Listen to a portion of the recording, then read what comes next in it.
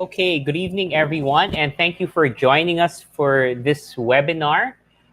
Before we begin, we have a very special guest this afternoon for all of you. Her name is Ella Qiang. She's with the Bitcoin SV Association. If you're not familiar with what Bitcoin SV is, Bitcoin SV stands for Bitcoin Satoshis Vision. And we have with us here today a guest who can explain and tell us all about it. So Ella Qiang, currently she's joining us from Hangzhou, China. So let's welcome her. Ella, thanks for joining us. Hi, Nichelle. Thanks for having me on this podcast, and really excited to speak to the Philippine community for the first time. Oh, for the first time. Well, I hope we can do this in person sometime soon, post pandemic. But so a lot of the Filipino trading community obviously started with Bitcoin. Bitcoin was kind of our gateway assets into cryptocurrencies. Um, Tell us a bit more about what Bitcoin SV is, a bit of background on how it came to be.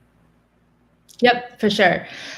So Bitcoin SV is one of the three major competing implementations of the Bitcoin protocol, right? So I think a lot of people have heard of BTC, and the mainstream market thinks that BTC is Bitcoin, but there are actually three major implementations. You have the Bitcoin Core, hence BTC.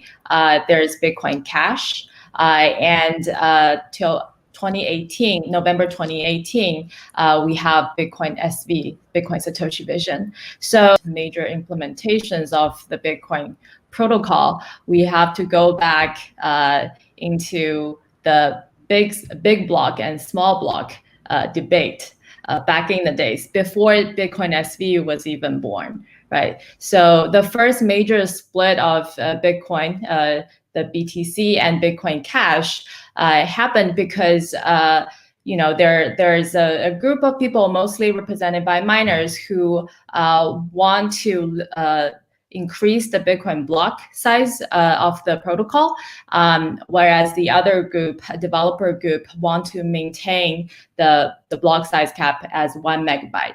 So because of that disagreements, led to the first major split. And we were part of the Bitcoin Cash community and supporting that effort, as we believed that a big block approach is what really representing the Satoshi's vision, which is Bitcoin as the peer-to-peer electronic cash system, right? So we were part of the Bitcoin Cash community, and up until 2018, November 2018, there has been a few different opinions within the Bitcoin Cash community, whereas some people want to change. Some people want to change a few things that would fundamentally impact the economics design of the Bitcoin protocol, whereas from our side, we want to lock the protocol in stone, right? Because what we believed is if you want to attract real businesses, real enterprises and startups to build meaningful applications on a protocol, you need to lock the protocol in stone. You can have a centralized group of people, whether they're core developers or other people or miners, to tinkle the fundamental rule sets of the protocol. So that's one major difference. And then the second one is what we believed is, in order to have a meaningful applications built on a blockchain, it really need to have massive scaling capability. So these two major philosophical differences led to a second major split.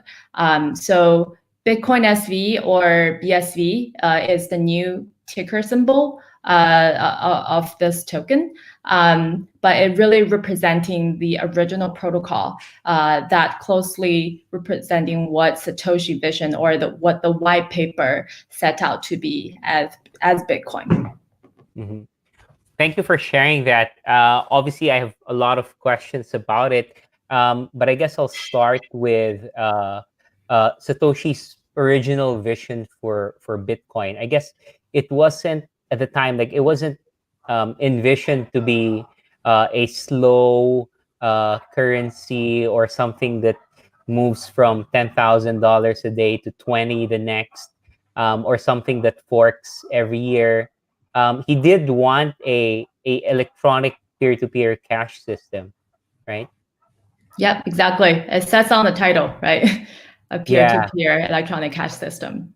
It's supposed to be right. used as cash, not as store of value or digital gold, right? There's not a single mention of digital gold on the white paper. That narrative kind of came out a few years after, since the BTC group wanted to limit the block size so that you can't really use the network for anything. Got it. And just for clarity, how does the block size actually affect Bitcoin's ability to be a peer-to-peer cash system? Yeah, so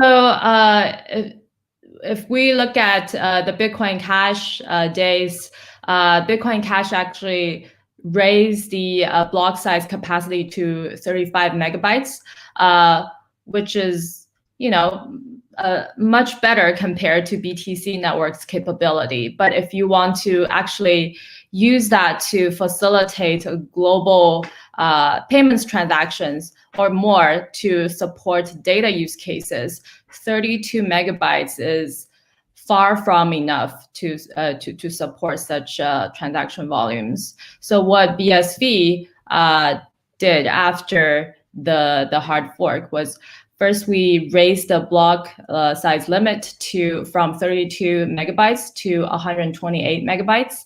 And then next, we raised it to 2 gigabytes. And early this year, February this year, we've done a major upgrade called Genesis upgrade, where the node implementation lift the block size limit completely. So right now, it's really unbounded.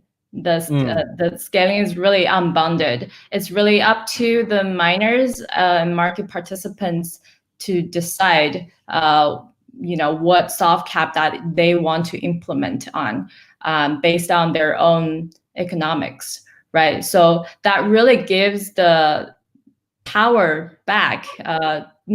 Because not a single centralized entity have the power to decide, oh, we have a hard stop here, right? It's really up to the market to decide. So currently, if we're talking at transaction per second, the highest TPS we've seen on the mainnet right now is close to 4,000 TPS, transaction per second. And next year, we have a enterprise-grade node implementation called Terranode project that are working on terabyte-size block. And the goal for next year is to reach 50,000 transaction per second to support real enterprise use case of blockchain. And within 5 years, the goal is to reach to 4 million transaction per second. And obviously, these will require significant work on both the software and hardware side. It's not easy, but to be able to sustain and being the fundamental technical stack for to host the global payments and data use cases, you need to have such capability. Otherwise, blockchain is kind of just a buzzword that you can't really build serious business on top of. That's super exciting, and I guess it addresses really one of the main criticisms of Bitcoin, in that how can it replace Visa or MasterCard? Obviously, like Visa, MasterCard can probably do like 60, 70,000 transactions per second. You don't get anywhere near that scale with Bitcoin Core. So I guess that's the aim. Yeah. It's interesting you mentioned Visa, right? Because for people who enter the space later, the impression was, oh, Bitcoin is slow. But if you look at what Satoshi Nakamoto said in the earlier days, he actually, it's in his own words, Bitcoin can already scale much larger than Visa with existing hardware for a fraction of the cost, right? And he says it never hits ceilings. This is his own words back in, I believe, 2009. So it's really interesting to kind of look back and see, what Bitcoin is actually designed to do and its true capabilities.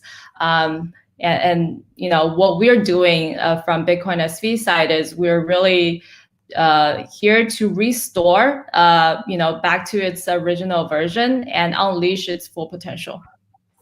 What do you think? How do you think the original design of Bitcoin, or I guess predominantly folks are on Bitcoin Core? How do you think that? What do you think was the reason why it did not exactly meet Satoshi's original vision? Well, I think there could be a lot of reasons that I can speculate on. Although, from my experience of dealing with people who are kind of BTC maximalist, I think one thing my take is a lot of people who get into the space got interested and they're coming from the technical background and they view things only from the technical standpoint. I think a lot of blockchain developers or supporters from other projects have the similar view as well.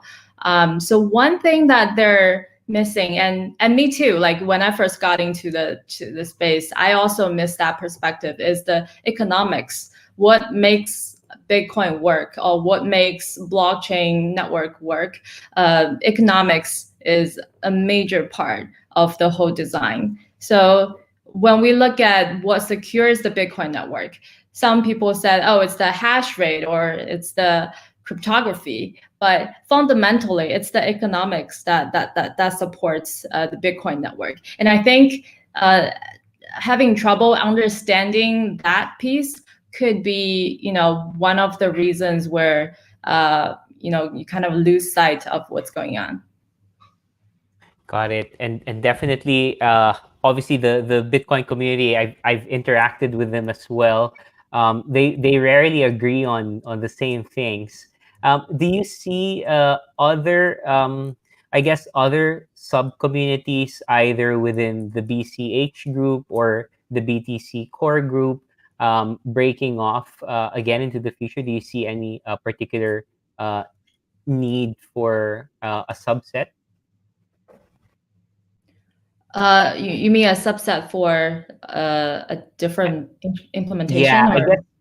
Yeah. So do you see any other disagreements within the community that might lead to another I guess another implementation of BTC at this point?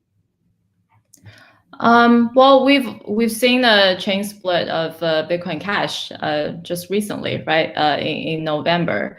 Mm-hmm. So I think obviously having a kind of a mutual understanding and philosophical approach of what we believe and what we want this protocol or network to achieve is very important.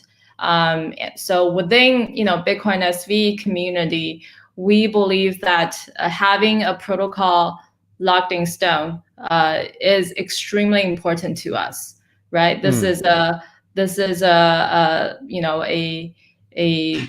community belief, and also what attract people coming to contribute to and build on Bitcoin SV. So we don't really foresee a future where the protocol will fork every 2 years and having new implementations and not implementation, but new protocol rule set changes happen to the Bitcoin SV version of Bitcoin. But what other camps believe or what they want to do to their protocol layer, it's really up to them. But we're set to build on a stable protocol. And thank you for bringing that up. And I'd love to ask you a bit more about the Bitcoin SV community and its core development community. But since you had mentioned also the recent BCH split, I was wondering if I can get your thoughts on it as well. Obviously, a big consideration for the ABC camp is providing financial support to its core developers. So I was wondering, as a proponent of Bitcoin SV, where does the camp kind of side on that? Yeah, so from our side, what we believe is you can make different implementations or layered approach to build on top of a protocol. But if you want to change what fundamentally define the rule set or economics of the protocol itself, that's something we don't want to do. Right. So, and this is also what caused the split in BCH, because the one group want to implement the tax, the miner tax, to fund the development resource, right? And that changed, the economics, the monetary policy of how the whole mining works, the mining rewards work. I think from our side, even though back in 2018, I personally was a little bit upset when the split happened. But now looking back, I think me personally, I feel we're pretty lucky that we're kind of away from all the chaotic discussions on keep changing the fundamental rules. Yeah, definitely. And I'd love to pile on what you said there about probably needing a protocol that's stable to encourage ecosystem use cases later on, which I'd also love to talk to you about. Perhaps I can bring something up, though. One major criticism of Bitcoin SV is its centralization or perceived centralization. And I said, it will get very expensive to operate a full node of Bitcoin SV. What would you say to that? And would that lead to fewer nodes on the network, making it, I guess, more vulnerable to centralized interests? Yeah, that's a good question, and there are definitely criticism on this, saying that it's expensive to operate a node on BSV because of the large blocks. You can't run it on a Raspberry Pi or your home computer. But this definition of centralization or decentralization is very poorly defined, even though it's being used almost every day in the blockchain or digital asset space. What we view as centralization is there is a centralized entity or a group of people who have the power to decide the fundamental rule set of a protocol. Right. So, for example, the block size limit, that's decided by the core developer group. We think that's centralization. And from Bitcoin SV side, by locking the protocol in stone and taking the block size limit away, we actually take the power away from any centralized teams or entities, and really give the power back to the market. Market has the power to decide, how the economics of the network. And if you look at the white paper and how the white paper defined nodes, nodes are actually miners.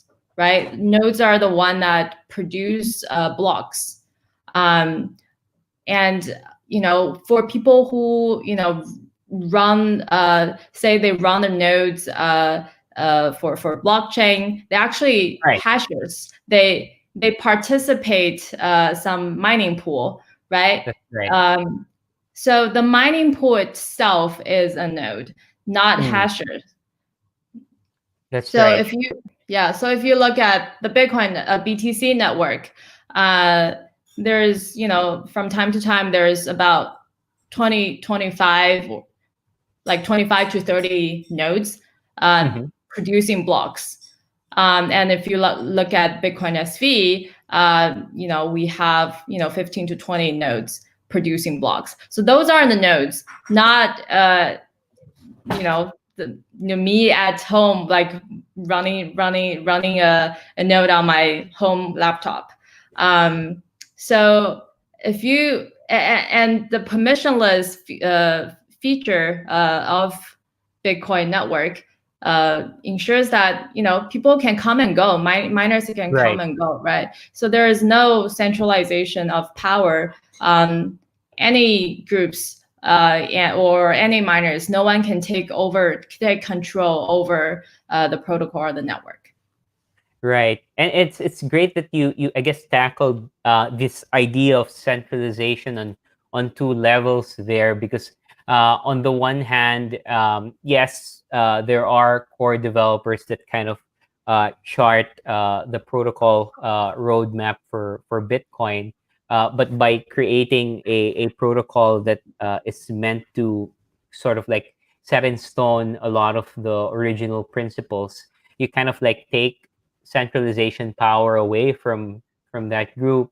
And it's also great that you brought up the idea of having the market decide really via I guess node participation, where or what Bitcoin should be. And you're right, like to that criticism, even Bitcoin itself, right, the core, you don't actually have full decentralization of decision making, as you pointed out. Mm-hmm. Yeah, exactly. So I really don't like to use decentralization or centralization as a way to kind of define without giving a clear definition of what exactly that means. Mm-hmm. Yeah, that's right. That's right. Because I guess to this particular argument, right? Like it applies on multiple levels, really. So maybe we can move on to the more, I guess, exciting stuff, or the stuff that a lot of us are super curious about. Um, so I think we can all agree that Bitcoin Core in today's implementation um, does not lend itself well to payment use cases, right? For a variety of reasons. So I'm very curious to hear about what the Bitcoin SV community or the association is doing with respect to creating more use cases in the ecosystem. Yeah, for sure. So on a high level, if you look at Bitcoin, the word itself, it consists of bit and coin, right? Bit means data and coin means money. So when we talk about use cases, it's data plus money use case, and there are millions of use cases with that combination. So just on a very high level, I think like when people think about Bitcoin or digital currencies, people think about payments, buying coffee, and it is one of the use case, but it's not the only use case, right? And with Bitcoin SV, because we have such massive scaled blockchain, and because of that massive scaled blockchain, it supports, very high transaction per second, extremely low transaction fees. I think that the median fee right now is only 1/100th of 1 US cents. So it's almost negligible. Wow. Which can support micropayments or even nano payments, right? If you have, like recently we've seen a spike on the DeFi activities happening on Ethereum, although because of the high gas fees, it's really hindered, the Right. adoption of DeFi, Right. and which leads to only whales and high net worth individuals can can participate. For everyone, individuals, the fee is just not feasible for them to participate, right? So low fee is another thing, that can provide the capability of micropayments.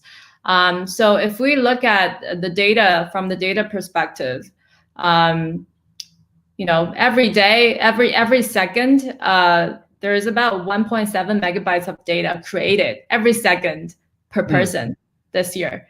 The 1.7 megabytes per second, right? And 90% of accumulated data are generated from the past 2 years. So this is only human-generated data. We're not even, talking about smart devices or IoTs, which is forecast to be, growing tremendously in the next few years. So data is the future. Whoever have data, whoever have the good quality data, the real-time data, trustworthy data, is going to, basically win the business world in the next few years.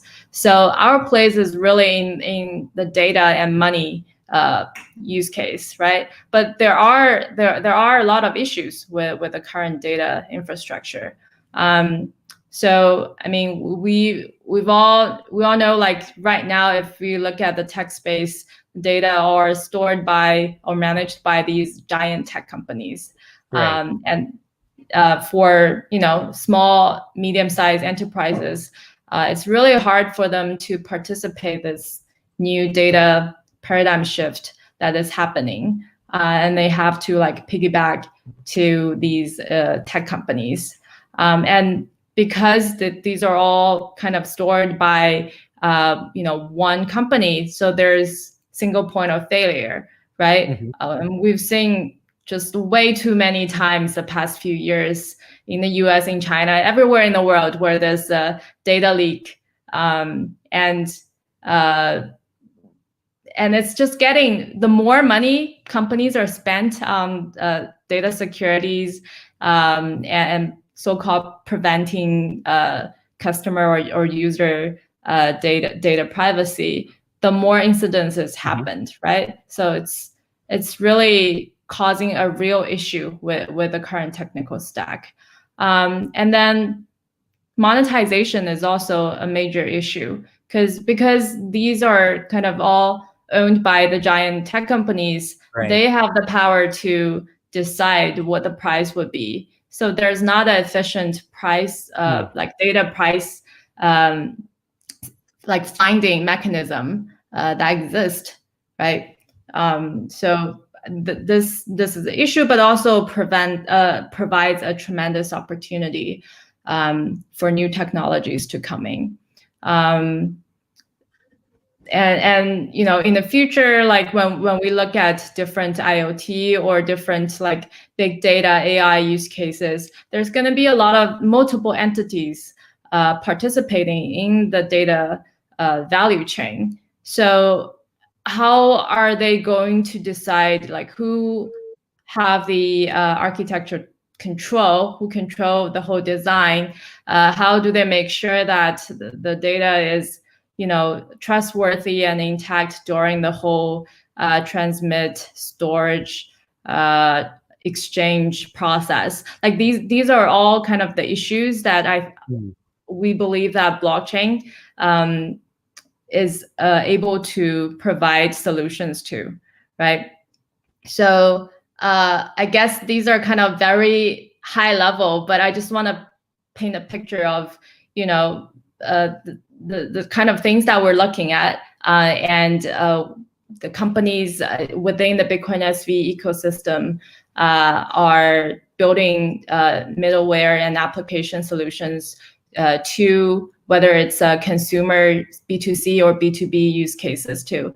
And I mean, we can dive into details on some of the industry use case that we're looking at, but I think just to think of blockchain as a technical solution where it powers data and also money. We call Bitcoin transaction as a smart data packet, right? Like if you think about that way, Right. then there's just way too many use cases that Bitcoin SV can support. Right. Actually, I'm going to ask you a lot about the data use cases, but before we go there, I'd love to talk a bit about the money use case, which you just mentioned.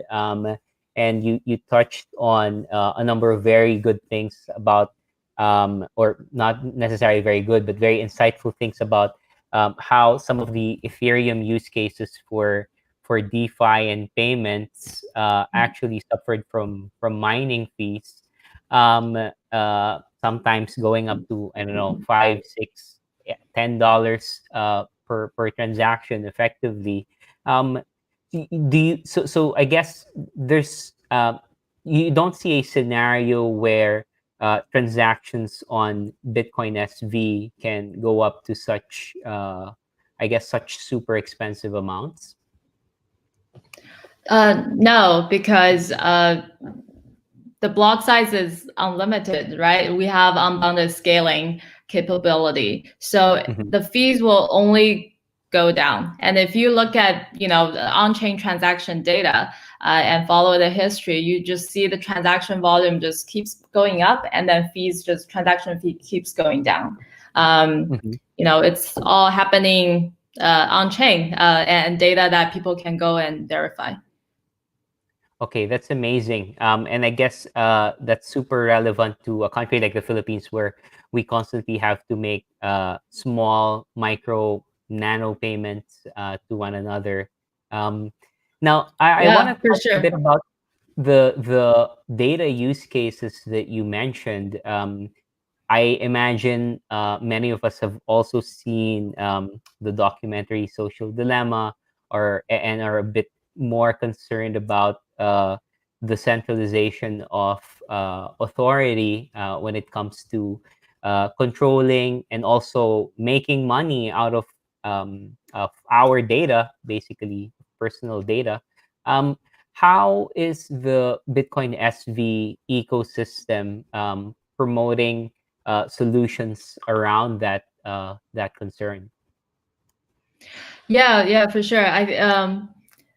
I think eventually the issue with what Social Dilemma presented was big tech companies owning customer data and taking advantage of those, right, without giving the user back their data control. And this is really something that blockchain technology can solve. Like blockchain technology actually give users the ability to own data, and then give the user ability to put their data on chain and even monetize their data. In fact, there are already a few companies in that space, specifically in the social media space. There's a company called Twetch, TWETCH. For those who are listening, you can go register right now. It's been running for some time. It's a social media platform where you own your data, and the data is associated with your identity on the Bitcoin SV blockchain. And you can even monetize your content. So if you tweet or twitch something and then people like it or retweet it, then you actually make a very small amount of money in BSV. So this gives control back to the user itself. So one day, even if Twitch doesn't exist anymore, you can still port your data to some other providers who are also building on Bitcoin SV because the data is on chain, right? And at the same time, it helps to, in some sense, it's kind of a filtering system because the good content actually goes up and per view, because there is economics around the content. So I think this is a pretty good example of addressing, the issues that Social Dilemma described. Yeah, so that's super exciting and interesting because a lot of us obviously are on Facebook, on Twitter, Instagram, and whether we consciously do it or not, we are creating data and content by our mere footprint in these social media sites. Um, so I guess you do believe that the future is likely that we will end up taking ownership of our likes, our footprint, and take part in however that gets monetized? Yeah, for sure. I mean, you need a massive a platform that can sustain a ton of transactions to store all these content, right?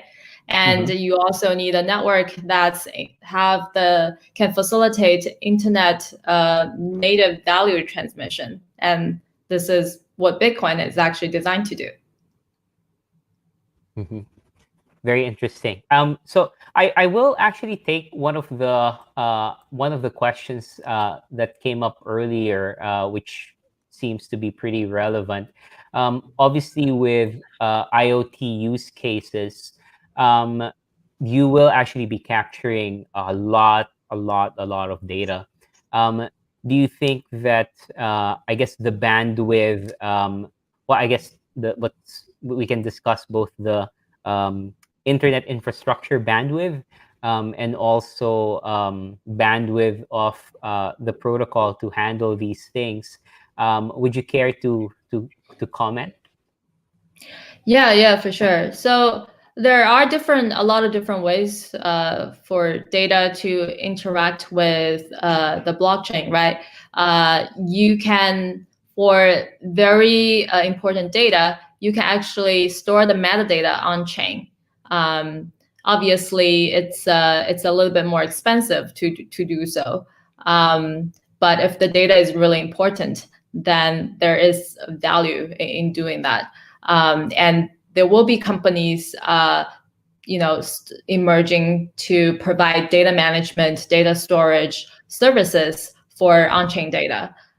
There are also other ways where, I guess, for most enterprise use case, they would store the hash of the metadata on chain, right? And then it's signed by the company itself to make sure that it's trustworthy. So this is kind of probably the most common way to store data Mm, on chain. right. And Bitcoin SV is well suited for either use case. It's really depending on what types of data and how the data is being used in your specific use case. So Mhm. when we and either Bitcoin Association or companies within our ecosystem that's enterprise facing, we sit down with enterprises, evaluate and talk to them about their specific use case and Mhm. provide suggestions on how should their data use case to interact with blockchain, because Mhm. it's not everything need to be on chain, right? It's really Right. we don't want to I think there's an interesting expression in the blockchain space, for some time, that people want to like hammer, like it's like everything is a nail and then you want to like hammer it Yeah, that's on the right. wall. um, but it really depends on what value you actually see in using blockchain technology, Mhm. whether it's to timestamp business events, to Right. prove to prove certain things happened, utilizing the immutability feature of the blockchain, public blockchain, or there are other use cases where people want to utilize the public blockchain for value transactions, right? You mentioned IoT, so Mhm.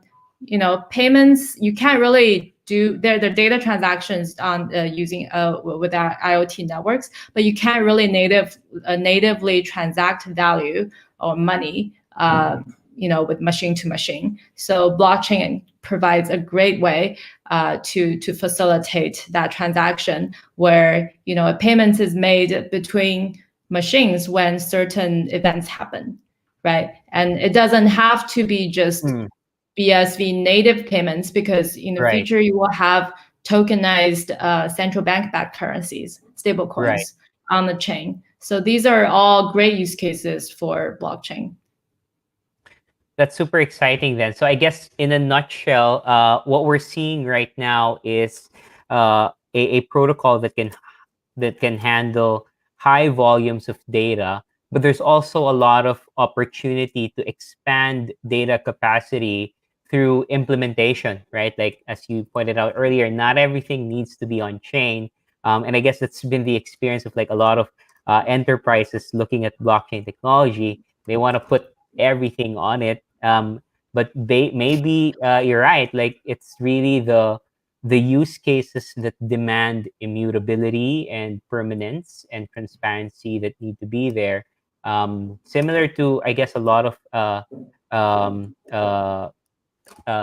rationalization we're seeing in the many protocols.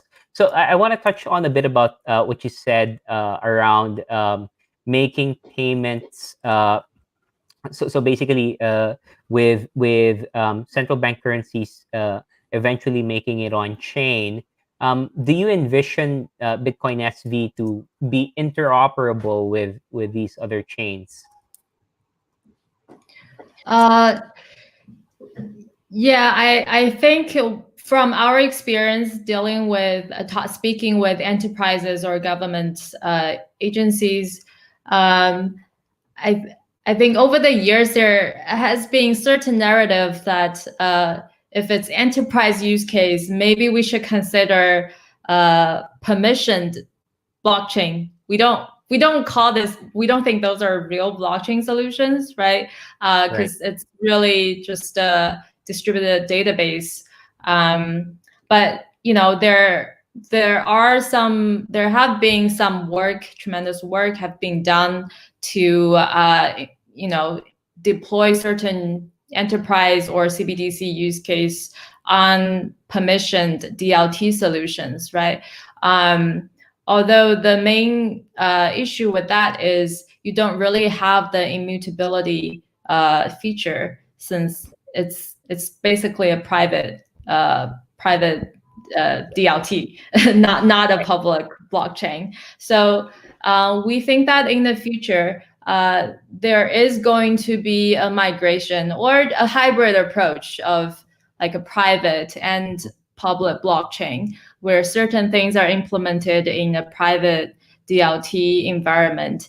And when you want to kind of be interoperable with other things in the public blockchain ecosystem, or if you want to implement tokens or value transfer with the broader ecosystem, you kind of have a bridge to the public blockchain. So we definitely foresee there's going to be a phase where a hybrid approach where private and public blockchain both exist and work interchangeably.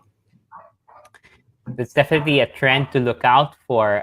In fact, I definitely agree with you in that.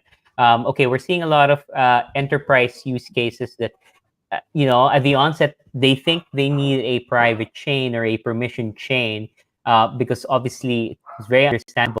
Companies would want to retain control over the process, and it's probably the easiest way to think about to retain control.